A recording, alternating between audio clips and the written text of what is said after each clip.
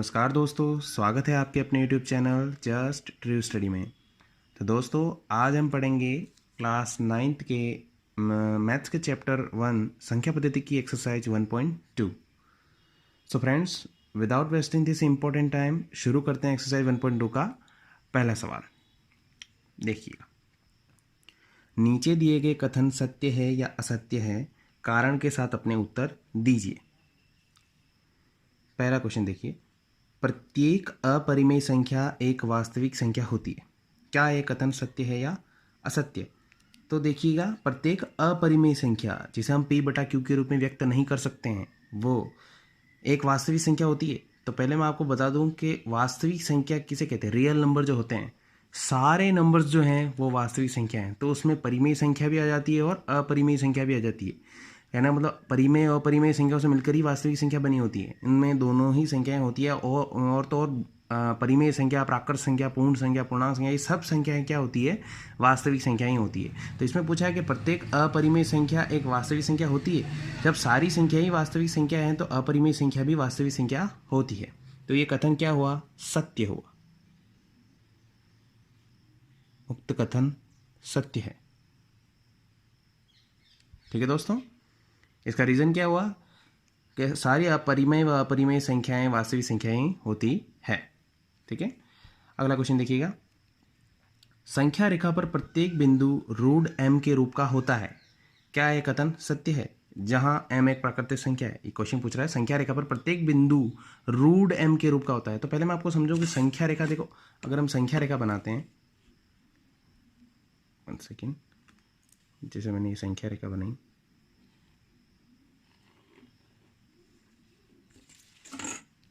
अब मैंने संख्या रेखा बनी, यहाँ पे मैंने 0 लिख दिया, यहाँ +1 +2 +3 +4, ये जैसे -1 -2 -3 ऐसा आगे चलता जाता है। तो संख्या रेखा पर प्रत्येक बिंदु रूट m के रूप का होता है, जहाँ m एक प्राकृतिक संख्या है। प्राकृतिक संख्या यानी नेचुरल नंबर। मैंने आपको बताया था प्राकृतिक संख्या किसे कहते हैं, नेचुरल। हम नेचुरली गिनती कहाँ से स्टार्ट करते हैं, 1 2 3 4 1 2 3 4 ऐसे ही बोलते हैं ना शुरू से। तो प्राकृत संख्या क्या होती है, केवल प्राकृत संख्या क्या होती है, 1 से लगाकर अनंत तक जाती है। जो 1 से लगाकर अनंत तक जाती है उसे हम क्या कहते हैं, प्राकृत संख्या। जबकि संख्या रेखा में तो माइनस की संख्याएं भी आती है, ऋणात्मक पद भी आते हैं और सभी धनात्मक पद भी आते हैं। तो ये कथन क्या हो गया, असत्य। ये कथन क्या हो गया, असत्य, क्योंकि संख्या रेखा पर प्रत्येक बिंदु रूट m के रूप का होता है, जहां m एक प्राकृत संख्या, ये बोल रहे हैं जहां m एक क्या है, प्राकृत संख्या है। m प्राकृत संख्या है तो केवल, जबकि संख्या रेखा पर केवल प्राकृत संख्या ही नहीं आती है, उसमें माइनस वाले पद भी सारे आ जाते हैं। ठीक है दोस्तों, अगली देखो, तीसरा, प्रत्येक वास्तविक संख्या एक अपरिमेय संख्या होती है। अभी भी मैंने आपको बताया वास्तविक संख्या क्या होती है, सारी संख्याएं रियल नंबर ही है, सारी संख्या वास्तविक संख्या है, पूर्ण हो, पूर्णांक हो, परिमेय हो, अपरिमेय हो। ठीक है दोस्तों, तो यहाँ पे बोला है प्रत्येक वास्तविक संख्या एक अपरिमेय संख्या होती है। वास्तविक संख्या अपरिमेय संख्या होती है ये नहीं होता, अपरिमेय संख्याएं जरूर वास्तविक संख्याएं होगी, है ना। अभी देखो, फर्स्ट क्वेश्चन क्या था, प्रत्येक अपरिमेय संख्या वास्तविक संख्या है, तो ये सत्य है। तो ये इसका उल्टा है, तो ये सत्य नहीं होगा, ये होगा असत्य। असत्य। ठीक है दोस्तों, कैसे, वास्तविक संख्या रियल नंबर, जैसे मैंने ले लिया, आपको समझाने के लिए बता दूं, जैसे एग्जांपल मैंने लिया, कोई वास्तविक संख्या जैसे 1 2 3 4 5, है ना, ये सब क्या है, वास्तविक संख्या है। क्या ये सभी अपरिमेय संख्या है? क्या हम इसमें किसी को भी p बटा q के रूप में व्यक्त नहीं कर सकते? क्या कर सकते हैं ना। तो ये अपरिमेय संख्या नहीं हुई ना, तो ये कथन हो गया असत्य। ठीक है दोस्तों, ये फर्स्ट क्वेश्चन के तीनों क्वेश्चन हो गए। दूसरा क्वेश्चन देखिए, देखो, क्या सभी धनात्मक पूर्णांकों के वर्गमूल अपरिमेय होते हैं? यदि नहीं तो एक ऐसी संख्या के वर्गमूल का उदाहरण दीजिए जो एक परिमेय संख्या है। पूछा है क्या सभी धनात्मक पूर्णांकों के वर्गमूल अपरिमेय होते हैं? सभी धनात्मक पूर्णांक समझाने की, देखो सभी एक बार में सभी धनात्मक पूर्णांक को लिखता हूँ, जैसे मैं संख्या लिखता हूँ 1 2 3 4 5 6 7। अब ये देखो, सभी धनात्मक पूर्णांकों के वर्गमूल, वर्गमूल मतलब इनके वर्गमूल का अंडर लगा देता हूँ, वर्गमूल, इनके वर्गमूल, 2 का वर्गमूल, 3 का, 4 का, 5 का, 6 का, 7 का, सबके वर्गमूल लगा दिए। क्या सभी धनात्मक पूर्णांकों के वर्गमूल अपरिमेय होते हैं? तो अब देखो, जिसके जिसके वर्गमूल निकलते वो लिख देता हूँ। जैसे 1 का वर्गमूल क्या होता है, 1। 2 का वर्गमूल होता है क्या, नहीं होता। 3 का 4 का होता है, देखो 4 किसका वर्गमूल होता है, 2 का, क्योंकि 2 2 जा 4, 2 दूनी 4 होता है ना, 4 का वर्गमूल क्या हो गया, 2 हो गया। और 2 का वर्ग पूछे तो क्या है, 4 है, 4 का वर्गमूल क्या होता है, 2। और किसका होता है, जैसे कि 7 8 का भी, 8 का नहीं होता, 9 का नहीं होता, 9 का होता है। देखो आगे जाते अगर 9 का भी वर्गमूल होता है, 3 होता है ना। तो देखो अभी इन्होंने जैसे कहा कि क्या सभी धनात्मक पूर्णांकों के वर्गमूल अपरिमेय होते हैं, तो सारे धनात्मक पूर्णांक के सबके वर्गमूल अपरिमेय है क्या, सभी के वर्गमूल अपरिमेय होते हैं क्या, नहीं, इसमें देखो परिमेय संख्या भी शामिल है।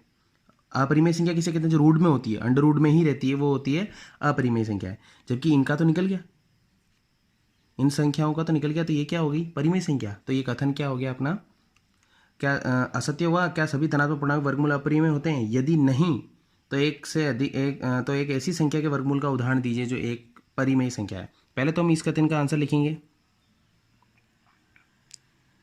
सभी धनात्मक पूर्णांकों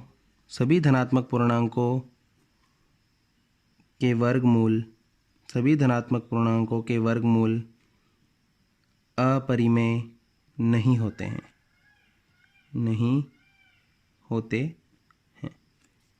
ठीक है। ये तो एक आंसर हो गया।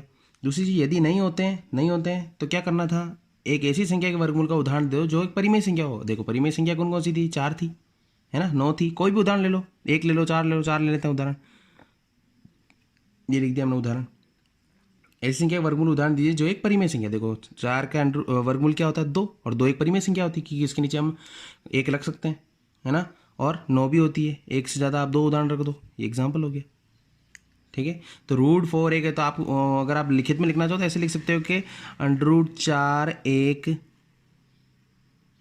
ऐसी संख्या,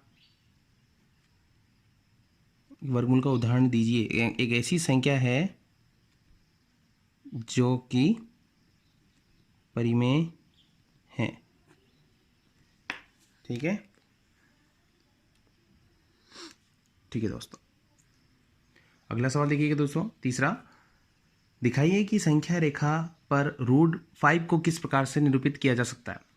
√5 को हम संख्या रेखा पर किस प्रकार बताएंगे। देखो संख्या रेखा पर मैंने पिछले क्वेश्चन में बताया था कि संख्या रेखा पर हमने -1 -2 -3 इधर 1 2 3 4 ऐसे लिखते हैं, तो उसमें √5 कहाँ रहेगा वो आपको दिखाना है संख्या रेखा पर। तो सबसे पहले क्या बनाऊंगा, मैं संख्या रेखा बनाऊंगा, ठीक है। देखिएगा, जैसे मैंने एक संख्या रेखा बना दी,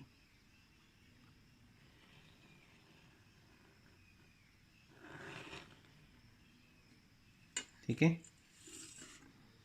मध्य में मैं क्या यहाँ से स्टार्ट करता हूँ, जैसे कि यहाँ पे मैंने ले लिया 0। अब अगर बिल्कुल करेक्ट आपको बनाना है तो वैसे सेंटीमीटर नाप के बना दो, चलो सेंटीमीटर नाप के बना दो, आप चाहो तो इकाई यूनिट ले, आप चाहो तो सेंटीमीटर से भी नाप के बना सकते हो, 1 सेंटीमीटर, और चाहो तो इंच से भी बना सकते हो, यूनिट बराबर होनी चाहिए जो लो। 1 2 3 4 5 6 काफ़ी है, इतनी की आवश्यकता नहीं अपने को, 1 ले लिया, माइनस तो चाहिए ही नहीं अपने को। फिर भी ये जैसे ये -1 है, ये +1 +2 +3 +4 +5 +6। देखिएगा संख्या रेखा पर √5 को किस पर निरूपित किया। अब √5 को आपको पता नहीं कि √5 अभी कहाँ है, तो कैसे निरूपित किया जाएगा। √5 के अपने हम टुकड़े लिखेंगे इसको निरूपित करने के, ऐसे टुकड़े लिखिए जिसका वर्गमूल होता है। √5 को मैं और क्या लिख सकता हूँ, 4 + 1 लिख सकता हूँ ना। अच्छा मैंने यही क्यों लिखा, क्योंकि 4 का अंडरूट निकलता है, 4 का अंडरूट होता है 2, और 1 का भी निकल जाएगा, इसलिए हम ऐसे टुकड़े लेंगे जिसका वर्गमूल निकलता हो, है ना। और 4 के ऐसे अंडरूट 4 की जगह मैं और क्या लिख सकता हूँ, 2 का स्क्वायर भी लिख सकता हूँ, क्योंकि 2 का स्क्वायर ही तो होता है, 2 दूनी 4, 2 का स्क्वायर ही 4 होता है, प्लस 1 का भी स्क्वायर लिख दूंगा क्योंकि 1 का स्क्वायर 1 ही होता है। ये √5 के टुकड़े हुए, हो गए। अब देखिएगा सबसे पहले हम क्या बनाएंगे, एक त्रिभुज जिसमें आधार तो क्या हो जाएगा, 2, ये आधार हो जाएगा, ये लंब हो जाएगा, और ये आने वाला आंसर कर्ण हो जाएगा। किस प्रकार से देखिएगा, सबसे पहले मैं आधार, जैसे ये लाइन खींची, ये लाइन खींची हुई है, ये कितनी यहाँ तक क्यों खींचा मैंने, 0 से लेकर 2 तक, क्योंकि आधार क्या हो गया 2 सेंटीमीटर, इसका नाम मैं क्या दूंगा, ओ ए ले लिया, जैसे ही OA, ठीक है, 2 तक। उसके बाद में लंब खींचेंगे, जो कि कितने सेंटीमीटर का, 1 सेंटीमीटर का नाम खींचेंगे। चलो 1 सेंटीमीटर हो गया ये, ठीक है। 90 डिग्री, ये 90 डिग्री का कौन बनाना है? अगर आप चाहो तो स्केल से बिल्कुल एक्यूरेट सीधा खींच दो, चलेगा, कोई जरूरी नहीं 90 डिग्री का एंगल बनाना। यह बता दो ये 90 डिग्री का एंगल है। समकोण त्रिभुज बनाना है एक प्रकार से संख्या रेखा पर, ठीक है। ये तो यहाँ से यहाँ तक लंबाई होगी 2 सेंटीमीटर, ये लंबाई होगी अपनी 1 सेंटीमीटर। अब इस जो ये कर्ण है इसको मिला दो, स्केल की सहायता से मिला दो।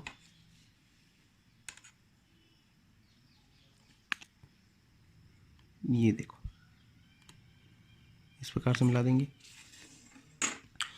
इसकी लंबाई क्या आएगी? ये 2 सेंटीमीटर हो गया, ये 1 सेंटीमीटर हो गया। अब इसका नाम ओ ए, इसका नाम दे दो आप बी, ओ ए बी, ठीक है, कुछ भी नाम दे सकते हो। ओ ए बी ले लिया अपन ने। अब ये इसका आंसर कर्ण का हमें मान निकालना है, कर्ण कितना है, तो हमें पाइथागोरस प्रमेय पता ही है, वो लगा देंगे।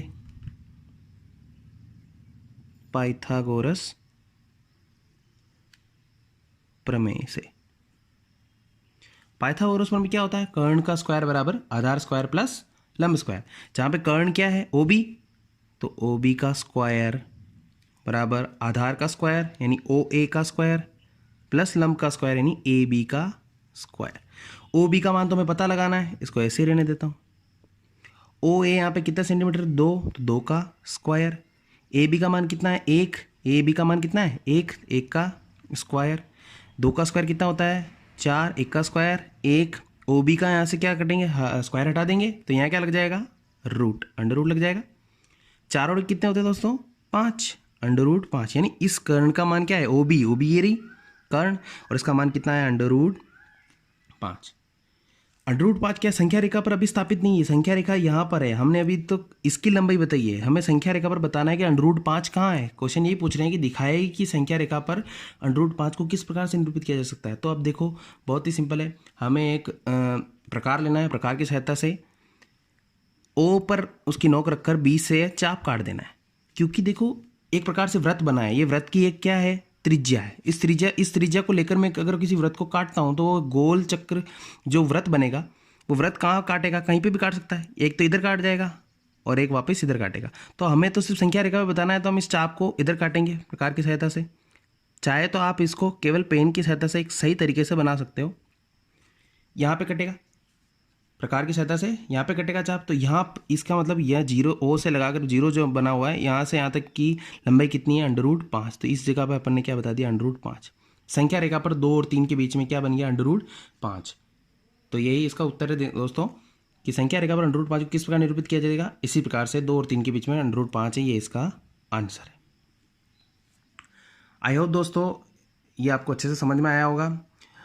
एक्सरसाइज 1.2 के 3 ही क्वेश्चन है, चौथा क्रियाकलाप है, तो इन तीनों को क्वेश्चन को मैंने पूरा करवा दिए हैं। अगली वीडियो में मैं 1.3 लेके आऊँगा। दोस्तों अगर आपको मेरे द्वारा जो एक्सरसाइज समझाई जा रही है वो अगर समझ में आ रही है तो प्लीज़ लाइक कीजिएगा, सब्सक्राइब कीजिएगा और चैनल को शेयर भी कीजिएगा। ठीक है दोस्तों, धन्यवाद दोस्तों, मिलेंगे एक और नई वीडियो के साथ, तब तक के लिए जय हिंद।